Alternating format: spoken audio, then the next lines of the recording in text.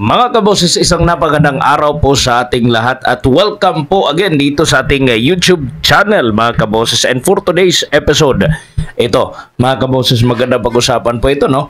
Kasi nagsisimula na pong maghugas kamay ito pong mga kritiko po ni Vice President Sara Duterte mga kaboses. Matapos po na medyo talagang tagilid na sila, no? Dahan-dahan na pong mahahalungkat mga kaboses ang kanila pong kabulastugan dyan sa gobyerno.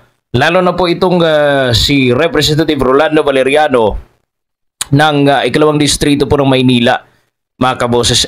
Agad-agad po na nagsampa ng reklamo ngayon sa contractor po daw na nasa likod po ng Sunog Apog Pumping Station sa Tondo, Maynila, mga kaboses. Dahil umano sa hindi pa rin ito gumagana hanggang ngayon, no, mga kaboses. Kamakailan po, sinabi po, di ba, ni Presidente Bongbong Marcos Jr., mga kaboses, na talagang iimbestigan itong mga taong ito at tiyak po na meron po mag-i-initiate, no, at talaga pong hahabulin ng taong bayan itong mga tao na ito mga kaboses. Dahil po, no, ang basihan po ngayon, ayun po nga sinabi pag-amin po mismo ni Presidente Bongbong Marcos Jr.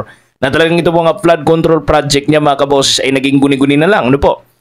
Naging parang wala lang, no, mga kaboses. At talaga naman pong iimbestigahan yan.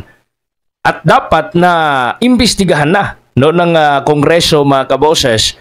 Lalo na po ang Department of Public Works and Highways, no, mga kaboses. At alam naman po natin na wala na po silang takas, talaga pong checkmate po talaga. Ito pong mga kontratista, mga kaboses dito, no, na nasa likod po ng malawakang korupsyon ng ating gobyerno, mga kaboses. At lalo na po dyan sa Senado, no. At dahil po, andyan po si Senador Rodante Marcoleta na handa ring mag-conduct ng investigation, mga kaboses, hinggil po dito. At talaga pong corner na po yung mga kasalukuyang mga congressman ngayon na kung sino po yung mga tumatanggap po ng mga kickback, no, mula po sa mga contractor, sino pong tumatanggap ng SOP for the boys at kung ano-ano pang sinabi ni Presidente Bongbong Marcos Jr. mismo. Kasi si Presidente Marcos po ang nagsabi po mismo, mga kaboses, sa talagang wala pong nakikita ng flood control. Ilan naman po, kung meron man, ilan lang. But yung kabuuan talaga mga kaboses ng mga budget, no, hindi po napunta talaga sa flood control. Kasi hanggang ngayon, ilubog pa rin po sa baha. Ito pong lalo na po sa Metro Manila, mga kaboses. Now, pakinggan muna natin itong pag-corner rin, mga kaboses, sa programa po ni Ted Filon. Ano po? Dito po natin mapakikinggan ito pong si Representative Rolando Valeriano, mga kaboses, na tila bagang corner na corner at wala na talaga siyang masabi, mga kaboses, no? Imagine, ngayon pa sila magsasampa ng kaso, ang tagal na pong problema nito, mga kaboses. Ngayon pa po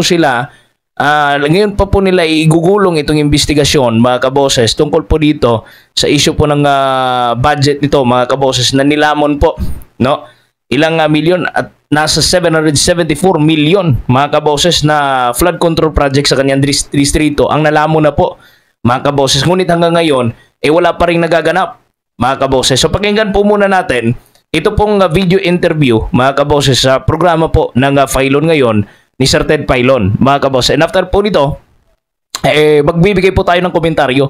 Malaliman po na komentaryo, mga kaboses, kung bakit natin nasabi na itong taong ito, itong kongresista na ito ay naghugas kamay talaga, mga kaboses. Narito po ang video. Nagtayo ang DPWH, kumuha ng kontraktor, gumasta po ng 700 plus million sa proyektong hindi gumagana. So ang tanong natin, ano ba ito? Meron ba ditong malfeasance, misfeasance, non-feasance? Meron ba pagkakamali yung contractor DPWH, hindi ginawa ang kanilang tungkulin, kaya lugi ang taong bayan? Kasi po kaya yan ang tanong ko, kayo po naman magkaalyado ni Congressman Joel Chua na Committee Chairman po on Good Government and Public Accountability. Hindi po ba nung natunugan ninyo na may malfeasance dito at misfeasance, hindi ba karapat-dapat lang kung totoong gusto nyo maparusahan ng kontraktor, agad kayong naghain na resolution o na privilege speech para imbestigahan ng komite ni Congressman Chua? Correct. Meron po yan. Meron po kaming resolution para imbestigahan yan ng good government. Lahat po yan, po yan, dokumentado po lahat yan. Okay. Asan po resolusyon po ninyo? Hindi ko po hawak-hawak, pero pagpasok pa lang po ng July 1, pinasok ko na po yung resolution na yan to investigate. Okay, sige Kung po. bakit po, Ito. po, Manong So, Pedro, kung meron po kayong resolution, Congressman, kasi kayo po, nag-privilege speech kayo. I remember, kaya nga po nasimulan po yung investigasyon dito po kay VP Sara because you're holding people accountable, no? Kaya nga kami humahanga po sa inyo, nag-privilege speech kayo because you would like people to be accountable sa kanilang umunay pagwawalda sa pera ng bayan, etc. So in this case po, kung naghain kayo ng resolution, pero nung ka nagkaroon ng investigasyon, Ganito po, Manong Pedro, para klaro lang po tayo, no? Nung malaman ko yan, na may problema yan, September 4, 2023. okay. Para po, para lang po klaro. At during the hearing po, nung nag-hearing na kami, tinanong ko na po, tinaalam ko na rin kung sino may obligasyon dito. At pinangakuan naman ako ng DPWH na gagawin nila at patatakbuhin nilang pilit yung Sunong Atong Pumping Station. So ako po bilang congressman at ako po nakatira talaga dito sa lugar na to sa Tondo. Inaantay ko pong gumana talaga yan. Oo nga po, oo nga. Yes, Congressman, inyo po nasabi na yan. Kaya nyo na... Hindi po, saglit lang po, kaya po kung iniisip nyo, bakit ang tagal nung pagdating po ng 2024, nung nakaraan, pumagyo po ulit at hindi pa rin gumagana. That's the time po na sinasabi sa akin ng DPWH na pupondohan na nila dahil hindi na makukuha sa repair. Pondo na naman. Yun po ang story talaga niya. Oo nga po, Congressman, I don't want to, na kayo po ibigyan po ng burden, dito po sa inyo pong paulit-ulit na pagpapaliwanag. Kopya na po namin yon, klaro na po yon. Klaro na po yon. Sabi ho nyo kanina, nagkaroon kayo ng hearing kaninyo. Anong hearing yon? Talaga bang nag-hearing dito ang Committee on Good Government and Public Accountability? Hindi po. Metro Manila Development. Yung nga po. So our point is, Congressman, kung may nakita kayo na pagkakamali dito ng kontratista, binayaran na, hindi pa nagagamit, tapos poponduhan pa ng dagdag to repair non-performing pumping station. So talagang isipin mo, ano ba itong DPWH na ito? So ang punto ho is, kung gusto ho ninyong maitama ito, ang appropriate committee na ay yung committee po ni Congressman Chua na public accountability. Kaninyo naghain kayo ng resolution, nag-hearing ba? Hindi po, teka muna, Manong Ted. Go ahead, sir. Go ahead po. Go ahead. Wala. Noong July 1 po ako nag-ahin ng resolution regarding dito sa pumping station na to. Kaya po kung inisip niyo po bakit noong 2023 hindi kagad ako nag-ahin ng resolution o bakit hindi ko kagad dinimanda. Dahil umaasa po ako na gagawin nila ito ng ganong kabilis. Ako po hindi rin po ako technical pagdating dito sa engineering. Opo. Okay, at sige. Yung funding... Opo. Go ahead, sir. Go ahead po. All along naman po, mula noong 2023, nakikita ko naman ginagawa nila yung pumping station. Yung po ang katotohanan ginagawa nila, hindi nila mapatakbo. Bakit kaya? Ba't yung mapatakbo yan? Nagtayo.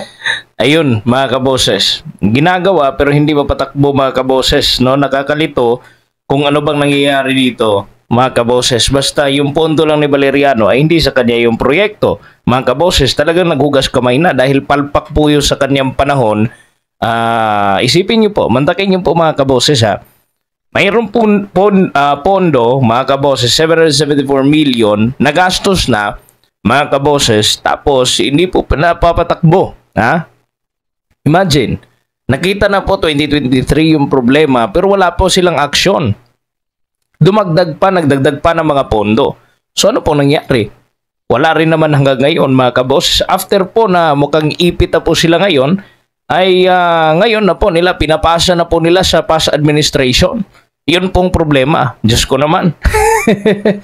Ano po? Agad-agad po, hugas kamay, no? Sabi niya, 2018 pag pinagawa, hindi siya ang congressman, mga kaboses, pero bakit ngayon lang siya nagsalita? Ano po, mga kaboses, no? 2018 hindi siyang congressman. After noon, siya na po, mga kaboses. So bakit hindi siya nagsalita tungkol doon?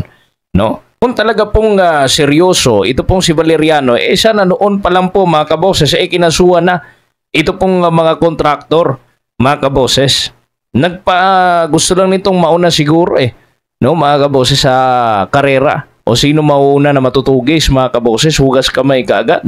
No? Kawawa naman po yung naunang congressman, no? Ipinasa po ang problema, mga kaboses. Hindi ba't tungkulin rin po, no po, ng kasalukuyang congressman na i-monitor ang proyekto, mga kaboses, na nasasakupan niya. Lalo na kung palpak, mga kaboses, at naaapektuhan na ang constituents niya for so many years, ilang taon na. No, mga kaboses, bakit hindi inaksyonan kaagad noon pa? Yun yung tanong No, sinabi nila na may na-investigation pero wala pala, mga kaboses, na corner na talaga. Ano po? Bakit parang ngayon lang siya galit, mga kaboses? Ngayon mainit ang mga pangalan nila, mga kaboses. Ano po? Sa katatapos lamang po na pagsabi ni Presidente Bongbong Marcos Jr. na mahiya naman kayo. Nagsilitawan po sila at talagang para bang nililinis silang sarili nila na ops, wala akong kinalaman dyan kasi hindi ko proyekto yan. Pagpalagay natin na hindi sa iyo ang project na yan, no? Pero ikaw yung sumunod at dapat ikaw yung kung talagang tunay ka na humingi ng accountability, sana noon pa nung nalaman mo na binigay na lahat ng budget, no? Nabigay na lahat ng pera ng contractor, still hindi pa rin gumagana at ilang baha at bagyo nang lumipas, no? Hindi pa rin nagana yung flood control na yan. Di sana noon pa. Noon mo pa sinampahan ng kaso yung kontratista. Bakit ngayon lang? No? Ngayon na dahan-dahan na nabubulgar ang lahat. At ang mas worst pa ay alam na ninyo, no, na hindi siya gumagana, dumagdag pa kayo ng budget. Ay nako naman, no? Lalo na itong mga kasama nila na ang lakas-lakas umusig sa mga Duterte, mga kaboses, lalo na itong kongresista din dyan po sa Maynila, ito po si Joel Chua. Trabaho nila ito, ano po, mga kaboses, sa accountability, mga kaboses, sa kanilang committee ito. Trabaho nila sana ito, di sana noon pa nila, mga kaboses, instead na mag-focus doon sa mga pamumulitika, mga kaboses, di sana tinutukan muna nila yung sarili nilang constituents. Bakit hindi nila magawa? No? Naku, may problema dyan, mga kaboses. Well, kayo, ano ba yung reaksyon ninyo?